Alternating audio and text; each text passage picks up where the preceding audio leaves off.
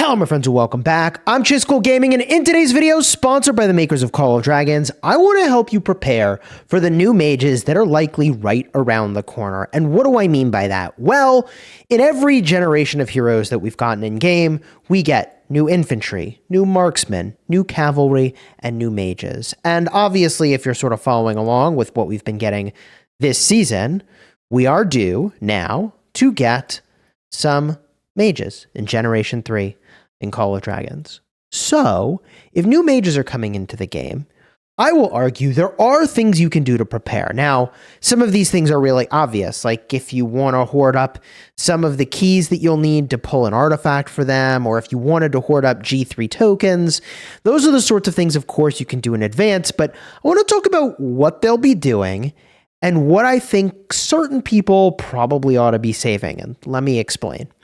So we know that the mages that are in-game already are an open fielder and also a garrison, right? You've got Bertrand, who's your open field mage, and you've got Tohar, who is your garrison. So we are likely to get another open fielder, and we are likely to get a rally because we've already got a garrison. Now, regardless of whether or not you think that rally will be meta, let's just assume for a minute that it will be meta, because it's not always the case that something comes in game and it shakes up the meta, but I would think that generally a well-balanced release would do that.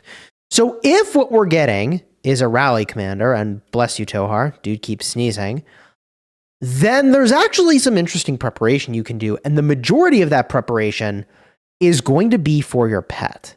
Now, this becomes even more relevant than it was before due to the changes to how the shop works, because before, you could go into the shop and every, I want to say 50 to 60 days, you'd get a reset on your purchase limit. Now the purchase limit resets weekly. But that means that when a new set of heroes drops, assuming they have a new pet that you might want to work on, or even they don't have a new pet, you just want to work on one of the existing pets that might work with the new heroes, you need to be doing those purchases in advance. And you can see I have done all my purchases here. So what do I think is going to be really good with the new mages, even though they're not yet in game? And the answer is actually pretty straightforward. If you're going to rally, then I think, and I think this is honestly pretty obvious, that a Shadow Feydrake will actually be pretty dang good. You see, for a rally or a garrison, you really just care primarily about the damage to the main thing you're hitting, and the focus of the Shadow Feydrake is incredibly all in that single target damage. So if I were preparing for new mages, what I would be doing is I would go in and I would do a couple things. First of all, I would work on the talent skill. Okay, try to get this thing toward 3 stars. I mean, you may not get there anytime soon unless you've been working on this project already for a long time, but you could keep working on that, or you could start to hoard up some skills that you could then use on a new pet when it drops, and I'll help you speculate for what skills could be good. Or you could just work on your Shadow Feydrake and say, you know what? This is pretty good for a rally, isn't it? It does damage to the single target, and you make your target take more damage, and it's an extremely meaningful amount of damage for some amount of time. That ain't bad.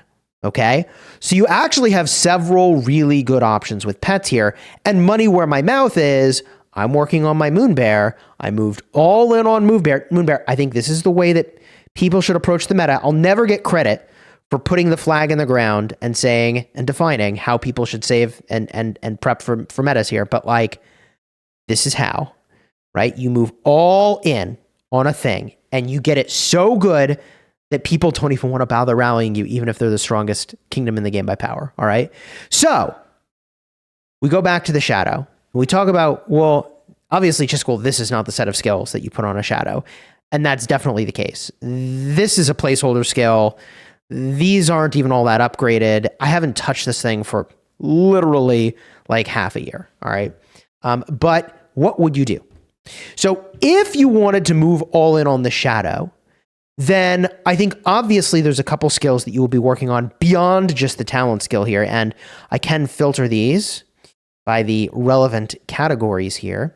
But I would say, obviously, you want to try to get to 3-star talent skill, which, by the way, you can see 326 damage factor plus 17.4% damage taken almost. 17.37 for 2 seconds. For this particular pet that I have is amazing, but we'll get to why you can make this even more amazing. In fact, why don't I do that now? If you get the end of season skill, this increases the duration of Shadowhunter's effect for every 75 spirit you have. My pet would increase that by 4 seconds. So that's 6 seconds of this debuff. Okay, that is crazy. There is a way to extend it. We'll cover that in just a second. But you can get 6 seconds of this debuff. That's a huge amount of extra damage they're taking from your March specifically. That seems so good for a rally. I actually think even if they add a pet for the new mages, it'll probably be an open field pet, and this one still might be better for rallying, which is actually kind of nuts. And I love a game design that revives the relevance of old things. So if that were true, I would rate that as a 10 out of 10 for goodness, okay? So, and I don't know if that's going to be the case. This is all 100% speculation. I have no advanced information. I'm just guessing here, all right? Intense Shadowhunter is something I would also put on this pet. Probably. I mean, you'd need to do some math, but because your main vehicle for damage from this pet, beyond just this buff, or really debuff, is going to be this damage over here, I think that enhancing it is really good, and you'll see more of why that's the case in just a minute. But you are looking at a whopping 65% extra damage for one skill. I don't know, call me crazy, but that seems pretty good, especially when I think the next most important skill is going to be follow-up. Follow-up gives you a 40% chance to cast a magic rage skill again, okay, 2 seconds after your first casting.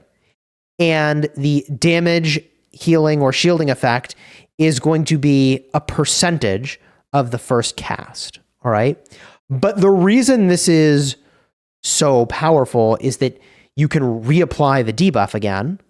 And I was told a while ago, I think from support, that it would basically overwrite the existing debuff and effectively increase your duration again.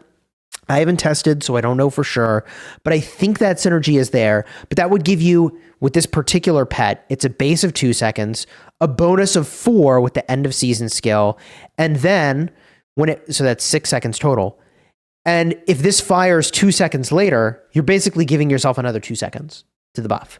So that's really good. So not only is this doing damage all over again, but it is increasing your buff duration, which is awesome. So you're getting 8 seconds of the buff, which is really debuff, which is really, really, really good. Okay. So far, if you're following along, if you wanted to work on your shadow specifically, I think Shadowhunter, Advanced Shadowhunter, Intense Shadowhunter, and Follow-Up are really, really good. I also think one more skill that we need to talk about in this context is going to be Advanced Follow-Up. This increases your trigger chance of the follow-up ability. This will give you a good bit more consistency, okay? And I think consistency is valuable here. For my particular pet, we're looking at almost 50% more trigger chance. So you're looking at almost 90% chance to trigger this, which seems really, really good to me, okay? So I am a big fan of that combination of skills for this pet specifically.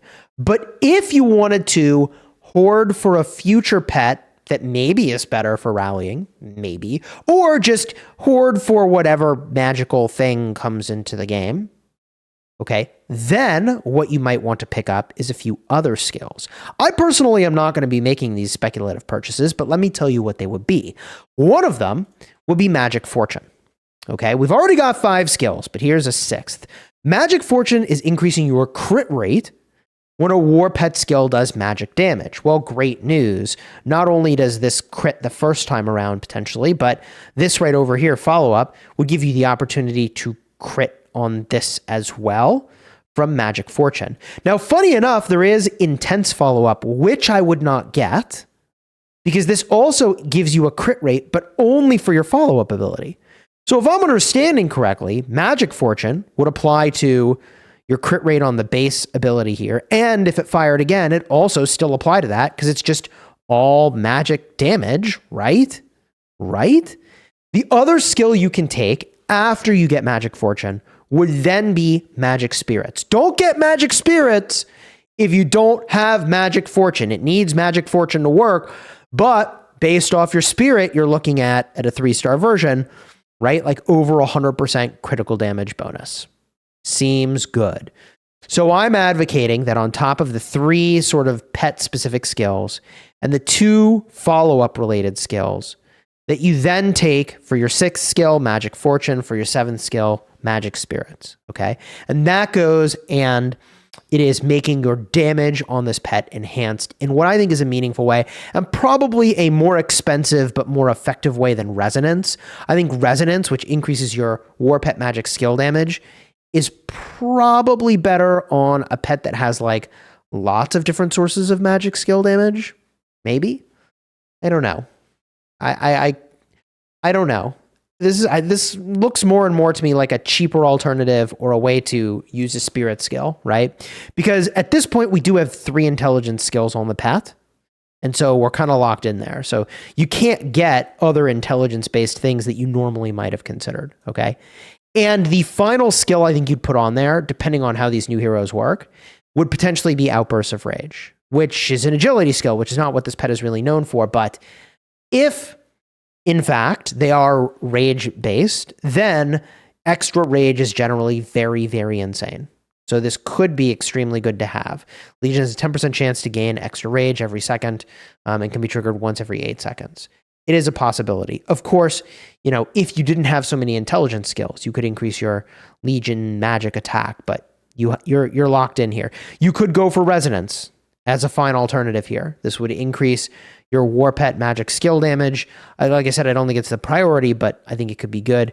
You could go Light's Guidance, increase the crit rate on your hero. That ain't bad. Which brings us to an interesting talking point, which is, would I gamble on hero enhancement rather than pet enhancement? In other words, the build I just gave you for this Shadow is really all about the pet, but you could make an argument that it's all about the heroes and enhancing what they do.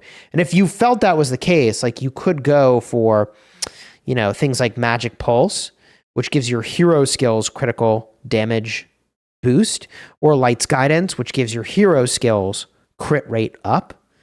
Those are things you could at that point consider, but I think at this stage in the game's development and the availability of the skills, that I probably would steer you instead in the direction of enhancing the pet rather than enhancing the hero. And I think that if you wanted a budget sort of pickup here, you could go in and pick the things that enhance the hero. Now, the funny thing is, now that I've made this video, the pet skill prices are actually going to go through the roof, but it is what it is. Intelligence, Spirit, Luck, and I guess we can include Agility for that one skill. But, you know, there's going to be some skills that are going to be really cheap. Like Outburst of Rage is very cheap, all things considered. Interruption's a good one. That's pretty cheap. Look at all these cheap skills. And then look at this. Oh my God. It's like these 2-star skills are just like absolutely get obliterated, nerds. At least, I don't know, man. That's more than it's about $100 a skill right now. And it just is what it is. I bought my Blood Roar for the week and it wasn't cheap. Resonance is not particularly cheap either. And it looks like maybe people are already starting to prep for this new meta. Magic Fortune has been purchased here. So you can see people are already going for these skills. Maybe they've also figured this out. Follow-up is cheap-ish. Nah, it's pretty expensive, but relative to the other ones, it's cheaper. Here's Magic Spirits. That crit damage, that ain't cheap, but the price is going down. So people aren't buying these right now for whatever reason. And it's funny because like we're about to get mages. So my bad for making a video. That might be about to change, lol. So I think that's where we're at right now for preparation. And, you know, look, if you're a fielder, you don't have as much preparation you need to do, to be honest, right? You really don't. And there is a very good chance that the new mages do area of effect damage. Why do I say that? Not only do I think that's sort of the identity of mages, even though the last ones we got were single target, I think the identity is really AoE. If I had to key in to the sort of Lily Velen, maybe I'm just reading too much into the way the game started, but you know, I think of mages as big fat AoE damage dealers, and I think of marksmen more as like single target damage dealers. So if that remains true. Maybe we'll get AoE mages. And if we get AoE mages, I mean, look, it could be that as it turns out, the thing we'll be talking about is a Sapphire Fey Drake. It could be that some new pet comes out and it keys into mechanics that the heroes have, and it's very locked in with that hero. But what seems like a shockingly good investment for mages is that Shadow, because it's really very versatile. Do you want to generally do more damage to the thing you're hitting? Obviously, yes. Right? Like, and it does magic damage to that thing. So like if you were rallying, which mage rally incoming, right? Seems not so bad. Now, will a mage rally be able to handle being swarmed? I don't know. There's a lot of questions that I have, but for now, I think that's my stance on prepping for this meta. You either work on the shadow you have and consider moving it around, work on another shadow, I guess is an option as well, or just start hoarding the skills, because probably in a couple weeks, we'll start getting teasers anyways, and then you'll know what the real situation's going to be. All right? If you enjoyed the vid, throw a like on here, consider subscribing. I've been on a bit of a tear for Call of Dragons videos recently, so check the cards in the end screen. 2 recent Call of Dragons videos. I thought they were pretty fun to make, and I don't know. Some people watch them and they learn nothing, and other people are like, oh, I see what you're saying. Maybe you'll see what I'm saying. Until next time, you have fun smashing your enemies. Take care, everybody.